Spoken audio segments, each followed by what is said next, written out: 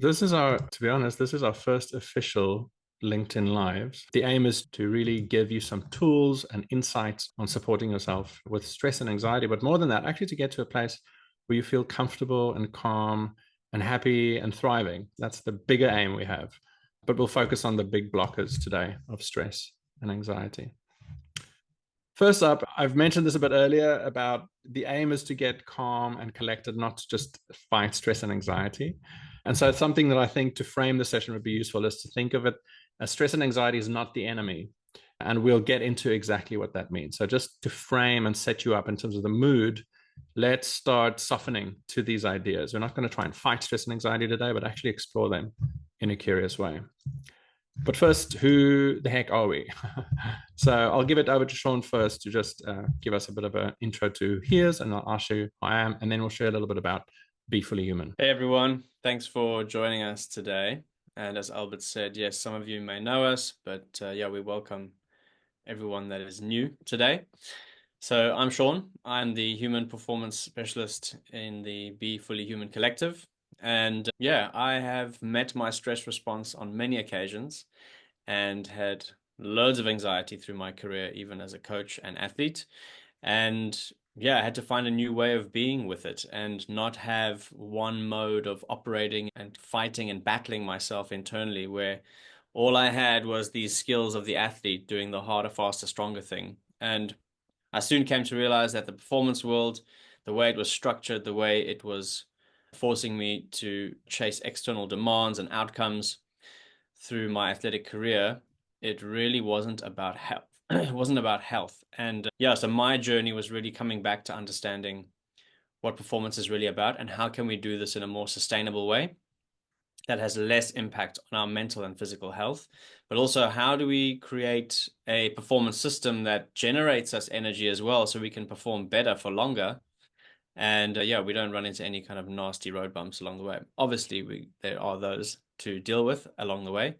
But hopefully we find a way of being with them that it doesn't take too much stress and energy from us in the long term. But yeah. Cool. Thanks, Shaun. Yeah, and my name is Albert. Background in some ways quite similar to Shaun. Work in the health space, first as a medical doctor. And then I just found that the health system was a little bit unhealthy. The institutions that's supposed to make us feel a little bit more calm and collected at our best actually sometimes works against us. And so I was very curious, how do we actually get to a place of well-being as a person instead of just firefighting in the consulting rooms and in the ER? And so I moved from medicine into coaching, and I specifically focus on consulting and leadership coaching, trying to move upstream, trying to support people where they live and work every day, so that we actually don't end up in the ER or in a consulting room. And so between Shaun and I, we've had individual paths, but this year we've really come together to bring our skills together and to offer our services in a more comprehensive way. And that's what we're going to use today to frame this topic of theme of stress and anxiety, to give you a few tools and ideas, really practical things on how to support yourself as a human being in the world.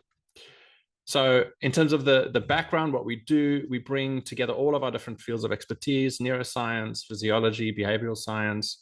We also bring our own experience. It's very important for us not to just preach or give people information, but to bring it to life with our actual lived experience, with ourselves and with our clients. And then, because humans are quite complex, something we really are passionate about is to try and simplify this, to try and simplify the work we do in tangible tools, in ways that you can actually work with yourself day to day. So that's the hope today, to deliver some tangible tools that you walk away with, and then also to give you a sense of a little bit more about how we work beyond these sessions. So first up, the methodology, and this is quite important because it helps us frame what we're going to be doing today and how we're going to do it. So the framing for today is quite important for us. And the reason it's so important is we can get really caught up, especially when it comes to topics like stress and anxiety, any uncomfortable emotions or challenges. Our view can get quite narrow. And when our view is narrow, we lose touch with our resources. And so the model that we use at Be Fully Human, and Shaun and I apply in all our work, is this one. Now, it's a really simple model, but it addresses a really complex challenge of how it is to be a human being. And as you can see, there's four elements. It's body, it's heart, it's head, and it's context. And the reason why we circle body is this is the part that most companies, most interventions miss. Being interventions tend to focus on maybe a yoga retreat or breathing practice or mindfulness meditation. And it can be very useful, but it doesn't always include the body. And the body is actually where your nervous system lives, where your emotions live, and how you can most effectively regulate your state. And Shaun's the expert in this, and he'll dive into that in a second as well. Once the body is regulated, once the body feels steady, then we can move into the heart, the connection, the emotional space. I know that when I feel stressed and overwhelmed, and my body is a bit, then my relationships suffer for it, right? And when my body is dysregulated and I'm stressed, my frontal lobe shuts down and I can't think the headspace. And so that's why it's important to know regulate from the bottom up. And then we can go into the more complex thinking and contextual elements. Classically, though, leadership programs tend to focus on the conceptual, on the models, on how do you time manage. I've run a few workshops now on delegation, on communication, on conflict management. And if you don't have the regulated nervous system at the base, then you can't actually do anything at the top of the pyramid. And then only last do we look at context, because even if the context is really serene, if I am stressed, I won't be able to, one, experience that serenity. And as some of us are aware of that, we might sit really quietly at home, but our mind is completely overwhelmed. And so we really have to start from the bottom and work our way up. Now, for the second piece, what do we actually do day to day? So how do we apply this model? Just a bit of context in terms of how Shaun and I work and how do we bring this to life? So there's various ways. The first one is through consulting. So we offer our consultation services to companies to support them with people development on the well-being and the performance side. We do group workshops. You can see Shaun there delivering a group workshop to the Royal Designers this year, and also share at leadership breakfasts and leadership interventions. So there's different ways in which we deliver these services with these companies. But the aim today really is to bring some of those high level, big topics to life for you so you can apply it in your day to day. Okay, Shaun, are you back? Yes. Right. Anything else you want to add? Yeah, I would say it links into what you were saying before, just before I got cut off there. And it'll link into what we're going to see in the next slide is that there's a physicality to our work and our life that we sometimes only think we're being physical or involving all of our physicality when we're doing exercise or something movement related. But leadership, managing a team, getting to work, getting home, exercising, resting, all of those things involve all of you at every level, your body, your head, your heart. So it's important not to fragment those as we go through our trainings or our ways of being and going to work. Actually, we want the whole human to be there intact with all of those layers.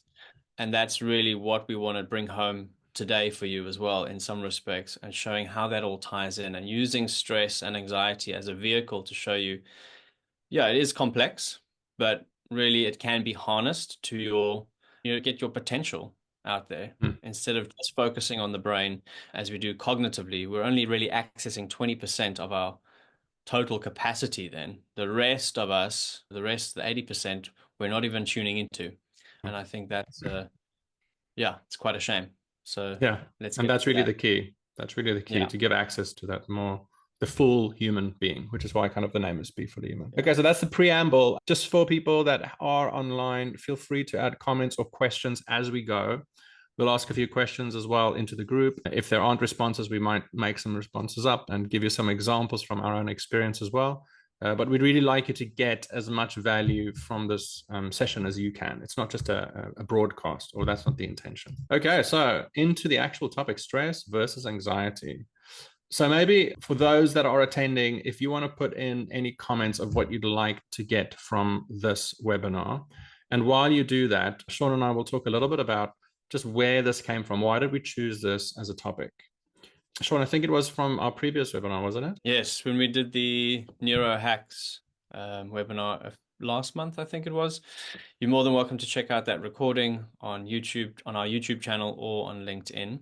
And there was a question: what is the difference between stress and anxiety?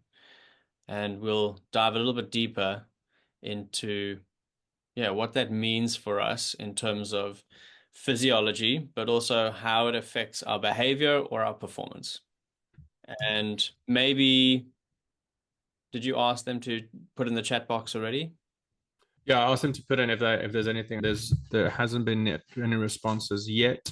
But just to give people some context, the reason why it's important for us to distinguish between anxiety and stress is, in my experience as well, we use these words a lot, especially these days. There's a lot more awareness around mental health, and so we talk about being anxious, we talk about being stressed, but because it's used so frequently, often it loses its meaning, like any word in public discourse. Trauma is another word that's really important because we're more trauma aware, but it also starts becoming a bit vague on what does it actually mean. So before we dive into the practicalities of stress and anxiety, we'd like to give a little bit of definition in terms of what stress and anxiety actually means. So to keep it really simple, you can go and find complicated scientific descriptions for all of these. For us, it really comes down to what happens moment by moment. And stress is basically your organism's response to the demands of life right now. That's the simple headline.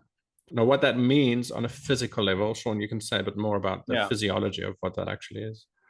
So when you're responding to the demands of life right now, when Albert mentions that, think for yourself, when was there a moment that you were immediately ignited or driven to do something very quickly? Maybe there was a deadline that was put on you at the last minute and it needed to be done by the end of the day.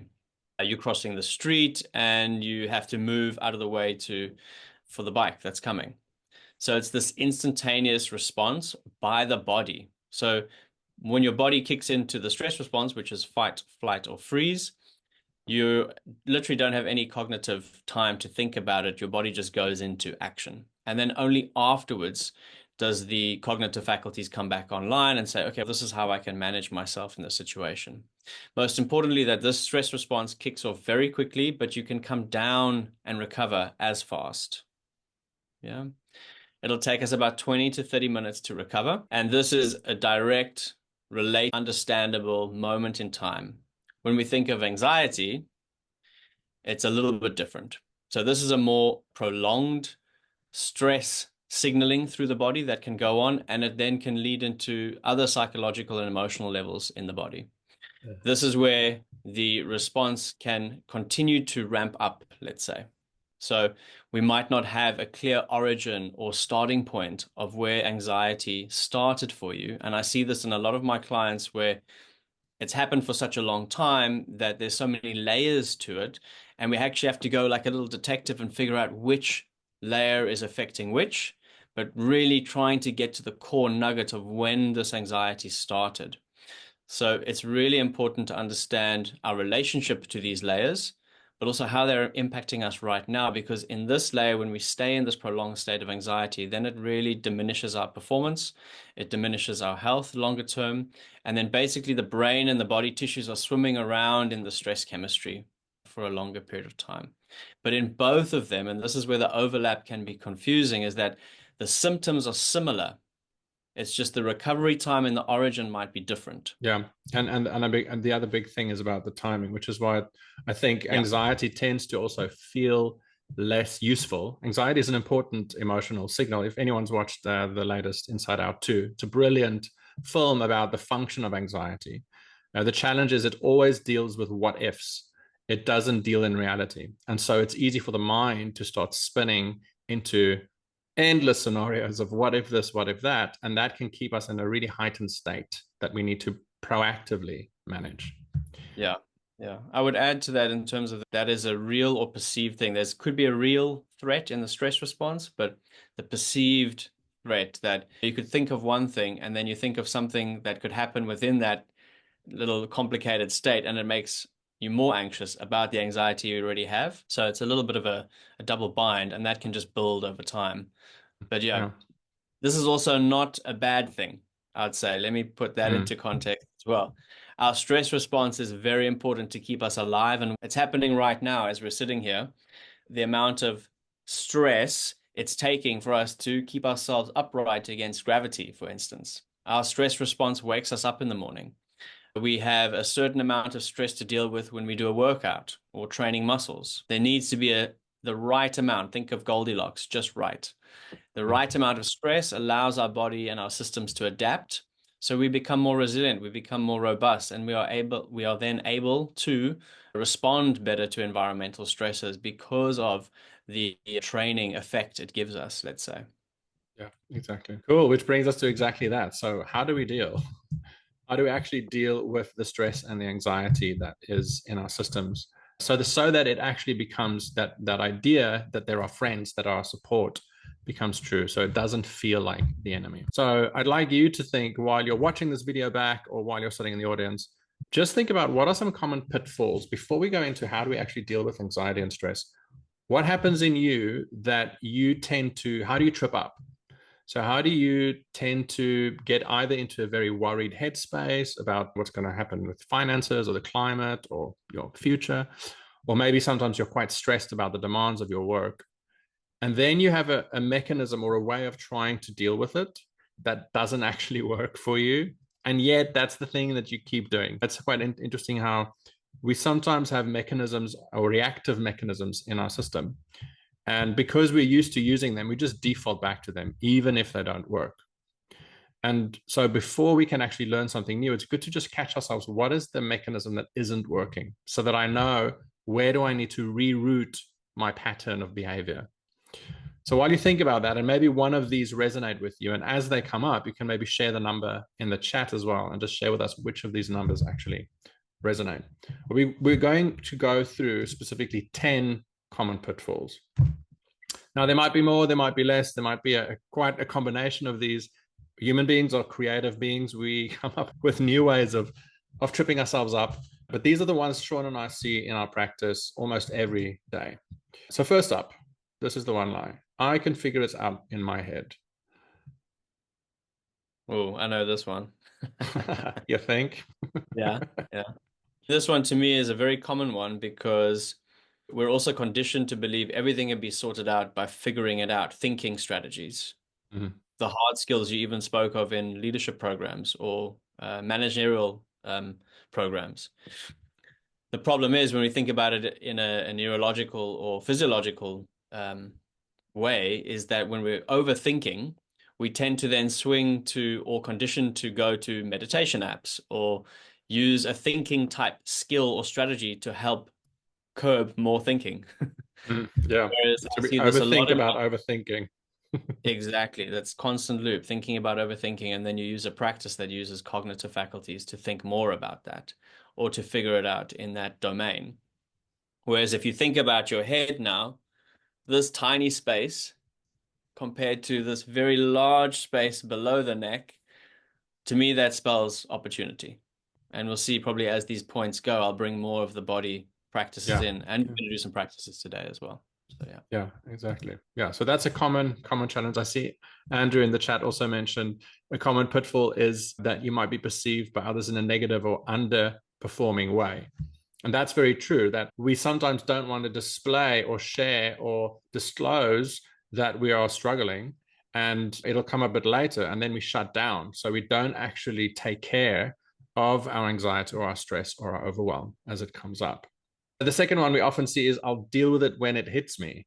This is very common, right? This is usually when people book a coaching session or therapy session is I'm on fire. Help me put out the fire. And then I'm thinking, okay, you don't have any fire hoses. Why aren't certain things in place to support you when the stress picks up? Mm, Because it's very common for us to be more reactive when it comes to stress and anxiety rather than proactive, which kind of mm, ties into the next piece. I'm fine now. Doing that regular practice feels silly. I often yeah. see that with my clients. They want to do the meditation when they're stressed, but then they say it's not working. It's a bit like going to gym when you're injured and then saying, I can't lift. I'm like, don't you go to gym to prevent injury? Almost because emotionally, our system works similar to physically, that we need to have certain practices and rituals in place for us to handle the pressures or the demands as they come up.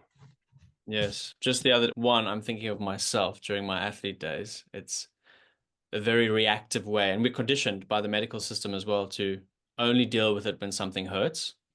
Mm. And I had a client struggling with burnout, really high profile job, and then the moment he felt better, we were just starting or getting into the coaching process. He felt better, and then he decided to stop the coaching and then only reach out when he relapsed again or Mm. when he was burning out. That was the Yeah. moment he thought it would be necessary. And I know from a physiological standpoint, when I have energy now and I want to do practices, it's almost think of it like charging your battery or topping the bucket up. Doing all those practices when you feel good. When you feel good, you have energy for therapy, you have energy for coaching. If you want to change behavior, you need energy to do that. So Mm. we go about it the other way around. So really harness your potential when you're feeling good is the best thing we'd say for these 2 points. Yeah, absolutely. And just to echo that, the payoff when you do the work, when you're well, is insane. I had a client who after only 5 sessions of implementing the strategies, and I'll get into the strategies, says he's had the worst 2 weeks of his life in the last month. And he didn't go into catastrophized thinking. And he almost felt a bit strange. He's like, how? I don't quite get it. Why am I feeling fine? Because Mm. when he implemented all of these strategies when things were steady, and so when the pressure rose, his system was basically just ready to handle it, and it was an unfamiliar experience for him not to be overwhelmed. A common pitfall here: if I can just get rid of the stressor, I'll be okay. Why Shaun and I are here today is really to focus on the internal world. So stressors are external, that's the context. But remember that model: there's the body, the heart, the head. That's the internal. And that's really the foundation. Once you're okay, the stressors outside can be handled. Sure, you can sometimes address the stressor, but more often than not, our system actually needs more support in order to handle that load or that demand better. Yeah, when you have more resources, you have more energy, the stressors themselves become less impactful. I would add to that, and I had a client example now that I was thinking about that she would, yeah, really try and get rid of the stressors in terms of holding a boundary around them and then really focus all her energy on that. But then from a strategy point of view, you're not then dipping into the emotional and stress chemistry that's going on in the body. So your energy is now going outward rather than actually dealing with what we're feeling internally. And then as another layer, we actually work with relate how we relate to that stressor. Why is that stressor impacting us? Why is it such a deep trigger? Yeah. So we Exactly. Yeah. deal with both. We deal with both. We don't say get rid of the stressor or just deal with stay calm. Exactly. And I think this is really why our model is so important for us, because it's just how humans work, right? It's not about the stressor or your system, it's about the dance between them. It's Yes. not whether a 15-kilogram weight is relative, it's relative to who's picking it up. And the same thing applies for psychological demands. The stress that you're facing at work is relative to your capacity to handle it. The next 2 points, I can find a way to avoid it. It's a very common strategy, which is not a bad strategy. Unfortunately, it creates a less resilient system. We see this a lot in the workplaces and some of the consulting work I do for organizations. The theme we like to talk about is psychological safety. The Mm. challenge with psychological safety as an idea is that some people think it means to have things go smoothly all the time. And so I need to be handled with a lot of care. And what actually happens over time is, because I haven't been faced with either differing opinions or people that are challenging to work with, or I avoid being challenging, I lose any ability to deal with constructive, useful critique. One of the most commonly asked for workshops in manager training from us is conflict management. Why? Because we just don't build the muscle. We prefer to just avoid the issue altogether, or not a fit on a psychological level to handle some of those differences and conflicts in a useful way. Because conflict is actually supposed to create a creative, innovative culture, not just to handle problems. So it's an important skill for performance, not just for the challenging parts of work. Yeah. It's like solving the problem is the way, that's where the training is actually at. It's Mm. build the muscle. We can solve the problem quickly and jump to a completion and find a solution very quickly and use the stress response to move us quickly through it. And we don't want to feel the anxiety anymore. But actually, where the work is just staying with that little level of just on the fringe, just taking enough of the stress so you build endurance, you take the stress response to the next level that you do build that muscle. And by then solving the problem in let's say, a longer, more collaborative way with other people, thinking creatively, that really does stretch our tolerance Yeah. of stress in the long term, for sure. Yeah, Yeah, yeah. exactly. This one is very common. Once I perfect the system, the stresses won't get in. So again, if you think about stress as my response and the problem, the system is often the walls people try to build between themselves and the problem. It's a great strategy. It's not bad. It's important for us to have systems in place. Again, if I rely on, I have a few clients that would call themselves self-professed perfectionists. And what makes them really great is they're able to work at a really excellent standard. The challenge is they then rely on the standard to keep everything okay. And so their nervous system never learns to deal with failures, with setbacks, with pushbacks. And so, as important as this is, as any of these strategies are, none of them in isolation are great to support the entire nervous system. This is an old friend of yours, number eight. I know this one. Having the perfect system, these two are related for me. I had, being an athlete, having the perfect schedule, the perfect timetable, and everything just slotted in so nicely. And if anything went outside of those boundaries, wow, it was like anxiety through the roof. But yeah, that athlete mindset, pushing harder, faster, stronger all the time. That's the only way I knew how to deal with things. I would just muscle through everything, and it was even in a way that I would just miss out on the good stuff, even. It seemed like everything was a task, and the only mode I operated from was harder, faster, stronger. I didn't have any other availability in my nervous system to switch to a state of powering down or having the ability to speed up if I needed to, if it was a performance thing.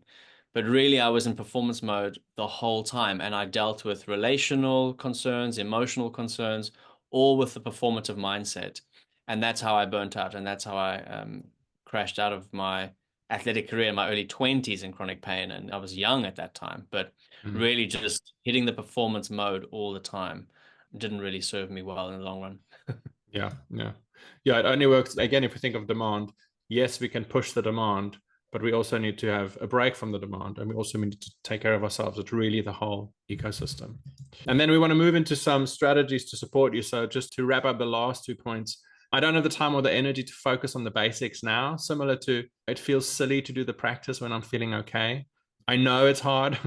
We all know it's hard sometimes to focus on those disciplines, but the payoff is insane. Like the payoff in my experience is tenfold what you put in if you can do some of these little habits and practices as a baseline practice and find ways to make it easier and fun. And then the last one, numbing, pushing the feelings down. We've all done that. I scroll and scroll to avoid the problem. And then the challenge is one, I don't learn how to deal with it. And also the problem just comes back in some other form. Okay, so we're all very familiar with the downsides and the pitfalls, but let's move into the upsides because that's really why we're here, right?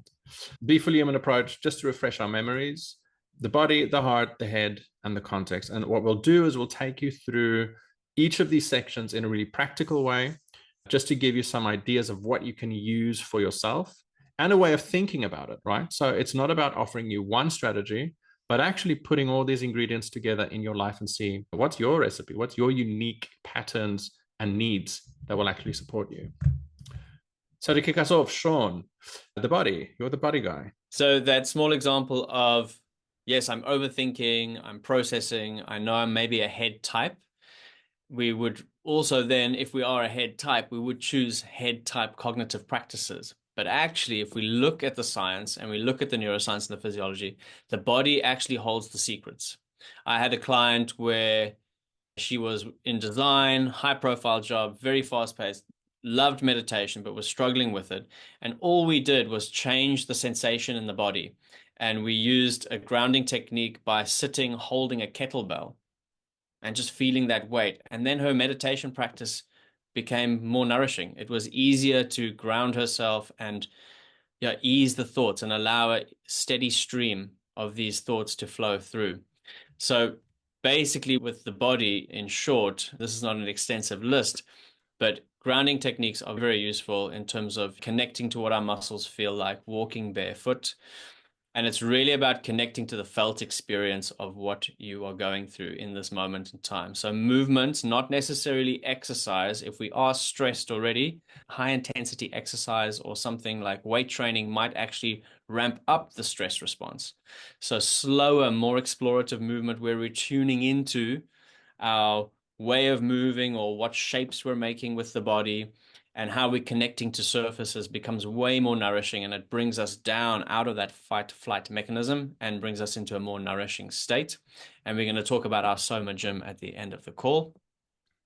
Sleep hygiene is very important as well. So getting a nice sleep rhythm, understanding where your boundaries are with technology. So you really do dip into that parasympathetic, more nourishing, digesting, resting state within the body. So these tools, so the practices can be done as a daily add-on to exercise or walking. So you top the battery up, you fill the bucket up with that nourishing, juicy stuff. But then the tools, these are tools you can be using in the moment. We really need to have something in the moment. Like even on the call, Albert and I might be using practices right now to regulate. You might not see it, but it's there. We're doing it to regulate, to stay in contact with you and stay in a performative mode so we stay engaged. And these can be really in the moment if you're stretching your legs under the desk, rolling your feet. A lot of my clients crunch their toes in their shoes. And then a breathwork routine could be something like box breathing. But for now, maybe we practice something like this tool I'm talking about in the moment. So if you're sitting in your chair or you're standing or you're walking, listening to the call, just take a moment to notice where you are. So you're taking in the room. And again, this is something I'm doing in the moment, even on the call with you. My eyes are taking in the peripheral sides of the room, not directly focusing at the camera. And for you, you're more than welcome to look around and scan the room. And notice what happens around you. And if you feel comfortable, notice what happens within you. As you just do this little trick, you distract the nervous system for a moment. And if it feels comfortable, start to move your toes in your shoes, or even adjust yourself in your seat. So all of this can be done in the moment.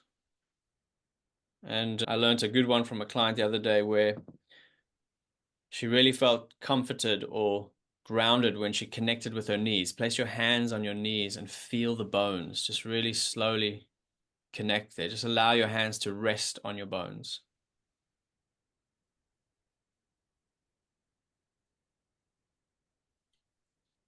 Right. Yeah. Thanks, Shaun. I'm ready for a nap now. Yeah, this is really as simple and almost, what do you call it, anticlimactic as it might sound. It is. And this is Yeah. my experience when working with people repeatedly and with myself. Earlier, when we were struggling with technology, I noticed because I've done this so many times, my attention immediately goes to my feet. I slow myself down. I bring my attention to my arms. I feel the chair. So I've trained my brain to almost like latch into the resources that's available in the moment when my stress response kicks in. And so it creates a beautiful balance where you feel, okay, I'm okay and steady.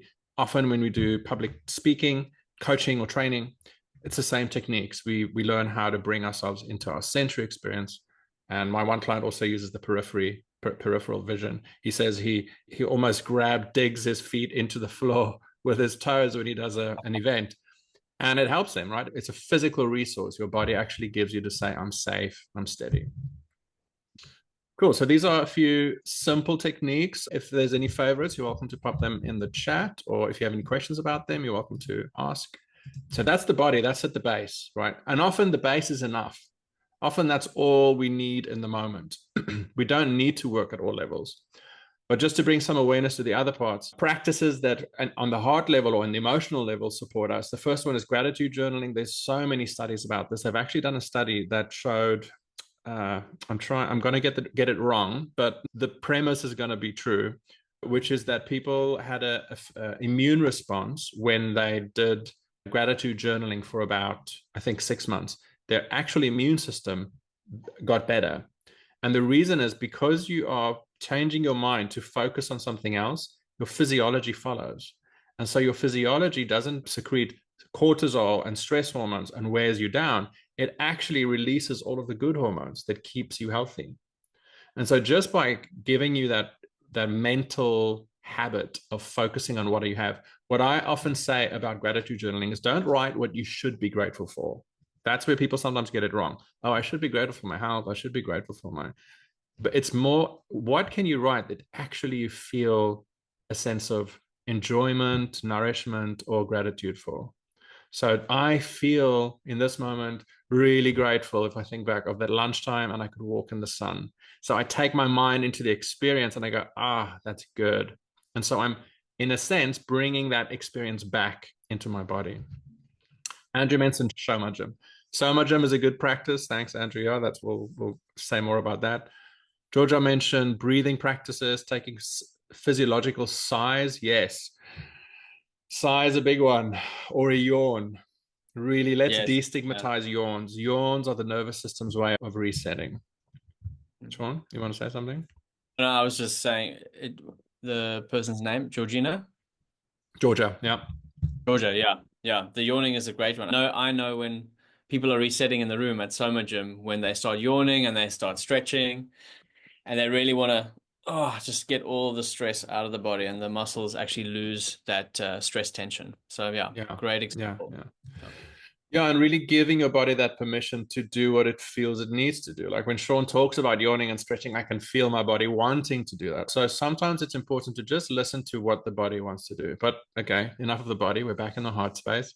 So gratitude journaling is one, emotional check-ins. That's just going, okay, what am I feeling now? And for some of us, it might be easy. For some of us, we might go, I feel sad and angry and frustrated and all of these things. And for many of us, it's really hard to know how we're feeling.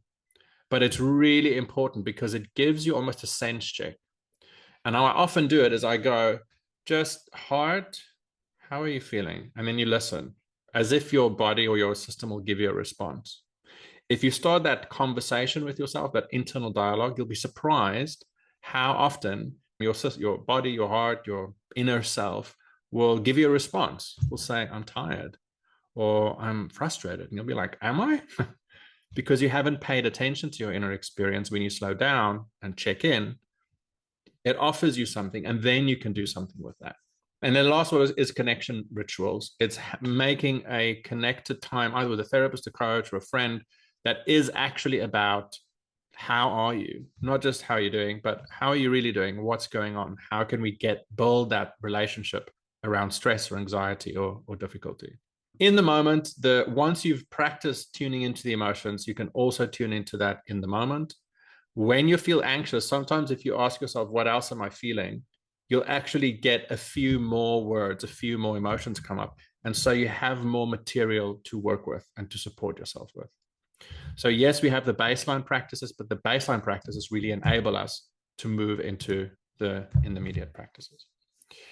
And then the last one we're going to spend the least amount of time on. And the reason for that is we want to get into a bit of what's available beyond these sessions, but also because this is really what's out there. There's so many things out there on mindfulness, visualization, the cognitive reframing. So putting something positive on the spin. It's useful tools. In my experience, they are almost the same amount of distribution as your nervous system, right? Which means they might have a 20% effect, where the body tends to have an 80% effect.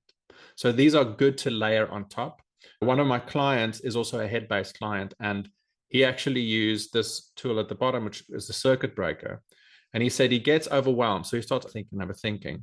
And so he needed to build a habit of taking a conscious break, even before he overthinks, to walk, to get out of the office, go for a long walk, and then actually just give his mind some time to reframe, to take perspective, to say things like, this day is just one day. Let's look at the bigger picture of life. What's happened in the last 50 years? Where am I going to be in 50 years? What's the problem that I'm facing today in the context of the world? Sometimes just really zooming out and taking a bit of perspective or comparing it to other people's challenges can help reframe your experience. And suddenly it feels a bit smaller. right? It feels a little bit more realistic as well, because you're not under the problem, you're actually above the problem. And often you'll actually see some solutions because you're stepping away from the noise of that anxiety. Okay, so these are some headline ideas. What we'd like to highlight, and this is really the big thing, is, but I've tried all that. Or I try to meditate, but it doesn't work. Or I don't have time for all of these practices. This is often what, when we see clients, right? When people book sessions with us. And the key here is that even if you have all the tools, the long list of ideas, I can think of when you watch Jamie Oliver or whoever else is out there as a chef. I don't really watch chefs cook. You might follow the recipe to the T, and some of us have a knack for it, but sometimes you do everything and you just can't get it right. And that's when a practitioner of some kind, or a group, or some other structured course, or a mentor can be incredibly helpful, because we can spot the blind spots. You have an example of a client, Shaun, around this specific theme. If you maybe want to talk to that. Yeah, what I was just also resonating with me there is that it's really hard for us to read the ingredients from inside the bottle in that process. And the work is really relational again. If you understand your anxiety and your stress, it becomes a relational thing again. It's always that. It took me years to step into coaching and therapy, just figuring it out, doing all these things we've mentioned along the way, falling through those pitfalls. And then eventually when someone has that bird's eye view and can help you zoom out, you're just like, wow, the lights go on. Sometimes the lights go on and it's not comfortable I'll say that, but it is definitely helpful in relationship. And yes, I was thinking about my client. She's a leader, works in charities, manages large teams. So it's a stressful environment, high profile job, finding funding, and all of those things that charities need to do to survive and function in the world. And she had an amazing schedule. She had the best practices scheduled in day to day. And yeah, the sleepless nights, the little bits of tension and burning sensations, and the feeling she had in her body, the lack of energy, it just didn't make sense what was actually going on. And as I said before, we have to be the little detective, and we go through and let's just pump the brakes for a minute and slow down and look at what's going on. And then really what we did find was that all the practices were scheduled in such a way that she would do 10 minutes of breath work and just do the breath work, and then hopefully that feeling of whatever she got from it move through the whole day. So then I said to her, please take one of your practices that helps you the most and you feel is most nourishing to you. And so she chose the breath work because she said it makes her feel slightly clearer and it gives her some relief. So we took the practice and I said, show me how you do it. And I basically demonstrated just a moment ago how she did it. It was very quick, very in the moment in terms of the speed of it. Really was also a problem, because when you're anxious, the faster breath pattern makes you more anxious. So we really slowed it down and we came into the felt sense a little bit more. And I said, when you're connecting to your breath, what happens? And when we pause, maybe just try it yourself now. You've done breath work, you might have done box breathing. Take a breath and pause and see what happens. And then exhale and then see what happens after that. And then something started changing for her. Her way of connecting to how she was doing her breath work. It's always the way. It's the way we connect to these things. If it's a scheduled thing, tick box thing, our nervous system and our body knows it's intentional. We're already thinking of the task in our diary that's coming after that, and we're not really connecting and getting the full benefits from that practice. Just like Albert said a moment ago as well. When I went for that walk, I remembered where I was outside. I remembered how I felt in my body. It's all of those things. When we go through our methodology now, we have to hit all those layers for that practice to become super nourishing and for us to get the full impact of it. It's not a schedulized thing. It's something we really have to connect to, even within ourselves. The relationship starts here and then outside of us. Yeah, exactly. So the how really plays a key difference, and Mm. and this is really where we come in to support you with that. Just a quick overview of what's available. If you feel all of these practices don't work, or some of them don't really work, or you need some additional support, there's three layers essentially. The first one is the Soma Gym, and so that's a class, an in-person class in Marylebone that Shaun runs. And that's basically, if you think about practices, it's an opportunity to just connect with your body, to slow down. And for those people on the call and those people watching back, within this week, you can use that link on the QR code to basically purchase an annual subscription and get 2 of the sessions for free.